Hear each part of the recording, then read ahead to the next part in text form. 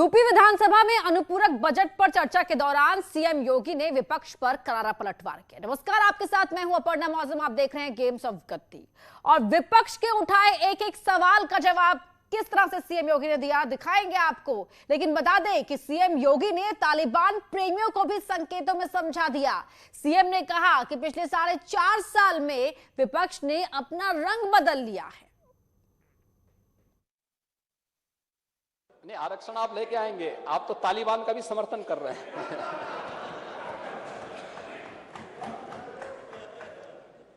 अध्यक्ष जी, तालिबान का समर्थन कर रहे हैं कुछ लोग। महिलाओं के साथ क्या क्रूरता बरती जा रही है वहां पर, बच्चों के साथ क्या क्रूरता बरती जा रही है अफगानिस्तान में। लेकिन कुछ लोग बेशर्मी के साथ तालिबान का समर्थन किए जा रहे हैं, तालिबानीकरण करना चाहते हैं। ये सभी के चेहरे एक्सपोज किए जाने चाहिए समाज के सामने। मुझे असल में ये लगता है, मैं ये बिलीव करता हूँ कि हम अपने घर के मुद्दों पे ज़्यादा चर्चा करें तो अच्छा है। हम अननेसेसरी हम अपना घर तो सुलझा नहीं पा रहे हैं, अपनी परेशानी का हमारे पास हल नहीं। हम झूठ मूठ परेशान हैं दूसरे को लेके, जो ना हमसे लेना है ना देना है। सीएम योगी ने समाजवादी पार्टी, कांग्रेस और बीएसपी को आड़े हाथों लिया। उन्होंने कहा कि आज माहौल इतना बदल गया है कि लोग अपनी टोपियां भी उतार चुके हैं। चेंज, ये विचारधारा की जीत, और मुझे लगता हम जैसे लोगों के लिए सबसे बड़ी विजय है। क्योंकि जिस कार्य के लिए हम कहते थे, आज वो कार्य होता हुआ दिखाई दे रहा है। हर व्यक्ति लगा है लाइन पे, होड़ लगी है। कुंभ कैसे होना चाहिए, कुंभ प्रयागराज 10,000 वर्षों से अधिक का लिखित इतिहास जिसका है, दुनिया का पहला गुरुकुल महर्षि भारद्वाज ने जिस प्रयागराज में स्थापित किया था। आखिर बहुत सारे लोगों को अवसर मिला था कुंभ का आयोजन करने का, प्रदेश में सत्ता में रहने का। कुछ लोगों को दशकों तक मिला, कुछ लोगों को कई बार मिला, बार बार मौका मिला। वे भी कर सकते थे, लेकिन सोच नहीं थी। क्योंकि कुंभ का मतलब, उन लोगों को लगता था कि अगर हम कुंभ के आयोजन के लिए कुछ कर लेंगे तो फिर टोपी लगा के मुबारकबाद नहीं दे पाएंगे।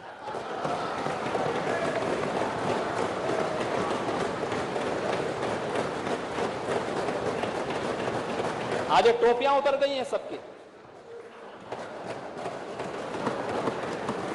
आज सब गायब, क्योंकि कुंभ ने सबको ढक दिया है। उत्तर प्रदेश के मुख्यमंत्री जी उत्तर प्रदेश में व्याप्त गरीबी और व्याप्त समस्याओं को संबोधित करने की बजाय, उनका समाधान करने की बजाय, बुनियादी और तात्विक रूप से सही बात करने की बजाय ये टोपियां उतरवाने, ठोंक देने जैसी बातें करते हैं तो मुझे हंसी आती है। इन सबके बीच सीएम योगी ने यूपी के विकास की कहानी भी सुनाई। उन्होंने कहा कि अब यूपी नंबर 2 का प्रदेश है। पहले यह सपना था, दंगा व्यवस्था खत्म कर विकास की ओर हम बढ़ रहे हैं। 15-16 में देश की 6ठी अर्थव्यवस्था थी, आबादी में नंबर 1, दंगों में नंबर 1 पर होता था। जातीय दंगे होते थे, सांप्रदायिक दंगे होते थे, भ्रष्टाचार में नंबर 1 पर था, विकास में सबसे पीछे था, गरीब कल्याण की कोई बात ही नहीं करता था, अर्थव्यवस्था में 6 नंबर पर थे। और मात्र इन 4.5 वर्षों के दौरान जो परिश्रम हुआ है, उसका परिणाम है कि उत्तर प्रदेश आज देश की नंबर 2 की अर्थव्यवस्था बनी है। देश के नंबर 2 की अर्थव्यवस्था में उत्तर प्रदेश है।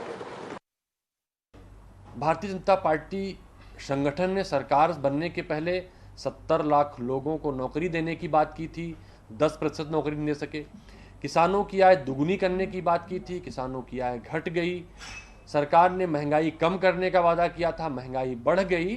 तो जिस तरह से सरकार अभी सदन को 24 तक चलाने का कार्यक्रम घोषित किया था, सदन आज ही उठ गया, तो मुझे लगता है सरकार सच नहीं बोलती है। सरकार चुनावी मोड में सदैव रहती है और चुनावी घोषणाएं करती है।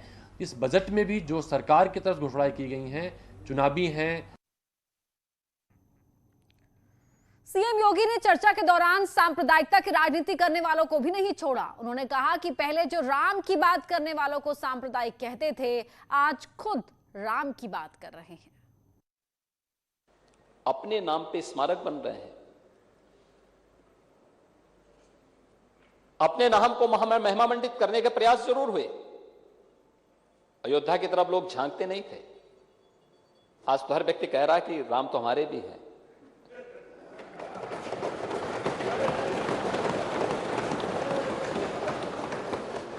काशी की तंग गलियां जो आज प्रधानमंत्री मोदी जी के विजन के अनुरूप काशी विश्वनाथ धाम के रूप में दुनिया के अंदर भारत के पौराणिक वैभव को प्रस्तुत करने जा रहा है, किससे छुपा हुआ है? पुरातन काया में नए कलेवर के साथ काशी। ब्रज तीर्थ विकास परिषद, भगवान कृष्ण की लीला। बहुत लोग दावा कर रहे थे 2017 के पहले। लोग क्या कहते थे कि हम कंस की मूर्ति लगाएंगे, और जब हमने मानसिकता चेंज की, आज ब्रज तीर्थ विकास परिषद के माध्यम से ब्रज क्षेत्र का पूरा विकास हो रहा है। सभी स्थल तीर्थ घोषित हो चुके हैं। सभी लोगों को तो मौका मिला था, ये काम ये भी कर सकते थे, लेकिन नहीं। पहले राम, कृष्ण, शंकर, ये सभी उनके लिए सांप्रदायिक दृष्टि थी। और आज जब लगता है कि अब ये बृहद समाज माफ नहीं करने वाला है, तो सब लोग अब दंडवत होकर के कहते हैं, साहब हम भी राम के भक्त हैं, हम भी कृष्ण के भक्त हैं, हम भी। मुख्यमंत्री बनने से पहले उन्हें यहाँ का इतिहास पढ़ लेना चाहिए था। नहीं पढ़ सके, कोई बात नहीं। सांप्रदायिक सियासत समय मांगती है, तो अब तो पढ़ लें। राम, कृष्ण और शिव पर डॉक्टर राम मनोहर लोहिया ने किताब लिखी थी। सभी वास्तविक समाजवादी, प्रगतिशील समाजवादी रामायण मेला लगाते थे लोहिया जी के आह्वान पर, जिसमें तो एक बार जिन्हें वो अपना आदर्श कहते अटल बिहारी वाजपेयी जी भी आए थे। सीएम योगी ने महिला सुरक्षा के मुद्दे पर भी विपक्ष को घेरा। उन्होंने कहा कि महिला सुरक्षा की बात करने वाले माफिया के साथ हैं। इस पर बीएसपी ने पलटवार किया और कहा कि मायावती के शासन को लोग मिस कर रहे हैं। महिला कल्याण की बात वे लोग कर रहे हैं जो एक दुर्दांत माफिया को अपने राज्य में शरण देकर के उसको प्रोटेक्ट कर रहे थे। एक होड़ लगी थी उस दुर्दांत माफिया को अपने पक्ष में करने के लिए, अभी भी लगेगी। चुनाव आ रहे हैं, लेकिन सिनेरियो बदला है। अब माफियाओं को जो भी अपने साथ लेके जाएगा, उसको मालूम है कि उसके बाद फिर पीछे पीछे बुलडोजर भी घूमता हुआ जाएगा।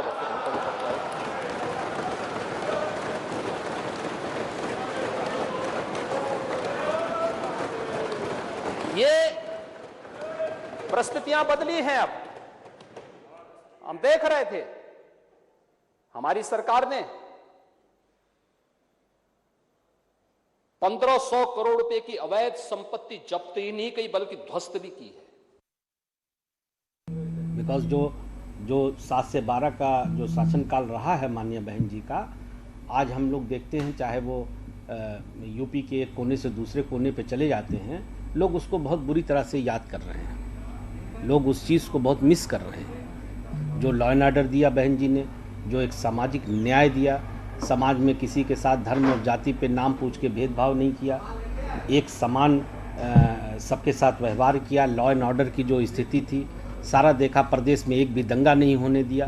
तो बहन जी ने ये सारी चीज़ें करके दिखाई हैं। अनुपूरक बजट पर चर्चा के दौरान सीएम योगी ने कहा कि गरीबों की योजनाओं से विपक्ष को परेशानी हो रही है, लेकिन सरकार गरीबों के लिए काम करती रहेगी। नेता प्रतिपक्ष ने कहा कि ये दूसरों की योजनाओं का श्रेय ले रहे हैं। हर एक गरीब को फ्री में अन्न उपलब्ध कराने का कार्य भी किया था।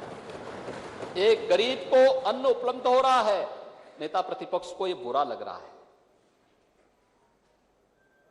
यानी अगर किसी को फ्री में चावल मिल रहा है, फ्री में गेहूं मिल रहा है, फ्री में अन्य सुविधाएं मिल रही हैं, तो मुझे लगता है ये बुरा नहीं। और फ्री में भी अगर उसको ले जाने के लिए बैग भी दिया जा रहा है, मुझे नहीं लगता है क्यों नेता प्रतिपक्ष को इसका ये चीजें अच्छी नहीं लग रही। महोदय, इन लोगों को तब भी बुरा लगा था जब हम लोगों ने मुख्यमंत्री सामूहिक विवाह की योजना चलाई थी। यही सदन है।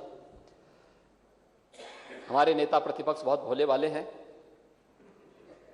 बाद में अपनी बात से भूल भी जाते हैं। उन्होंने तब भी कहा था कि गरीबों का अपमान है, और मैं इस सदन को अवगत करा रहा हूं कि पिछले 4 साढ़े 4 वर्ष के दौरान 1,52,000 कन्याओं की शादी मुख्यमंत्री सामूहिक विवाह योजना से हुई है। यानी ये दिखाता है कि हमारे विपक्ष के मित्र जमीन पर चलने के आदी नहीं हैं। अगर जमीन पर चलने के आदी होते तो एक गरीब की पीड़ा को सुन रहे होते। उत्तर प्रदेश के नौजवानों को ठगने का काम, किसानों को ठगने का काम, हर वर्ग जाति धर्म को ठगने के लिए जो भाषण दिया है, हम इसका विरोध करते हैं। और मैं इनके अनुपूरक भाषण चुनावी और स्टंट है, इस पर मैं अपना बल देता हूं। यहां रुक रहे एक छोटे से ब्रेक के लिए, जल्द लौटते हैं।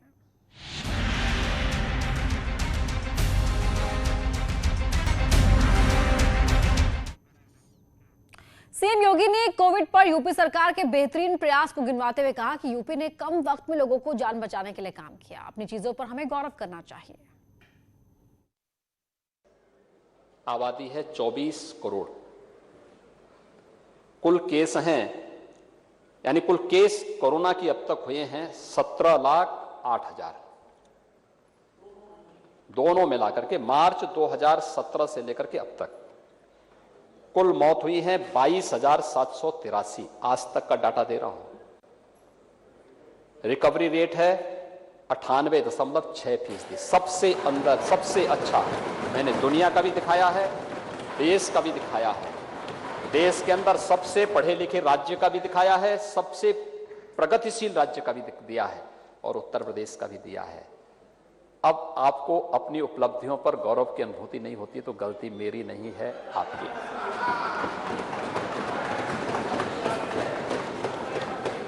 ये आंकड़े ये पब्लिक पोर्टल पे हैं, और ये आंकड़े भारत सरकार के वेबसाइट के हिस्से होते हैं। कोरोना का आंकड़ा नहीं दिए, आंकड़ा दुनिया का दिए। बात हो रही है कि हमारे पिताजी का कितना खेत था, तो हो रहा है कि हमारा नाना जी का इतना खेत था। दुनिया से लेना देना नहीं है। हमारा भाई, हमारा बाप, हमारा ससुर, हमारी फूफा, हमारी माँ, हमारी बहन, इस कोरोना काल में ऑक्सीजन के अभाव में, बेड के अभाव में, वेंटिलेटर के अभाव में, दवा के अभाव में कितना जान गई, तो इजराइल में इतना गया। तो गेम्स ऑफ गद्दी में आज के लिए इतना ही। खबरें जारी हैं।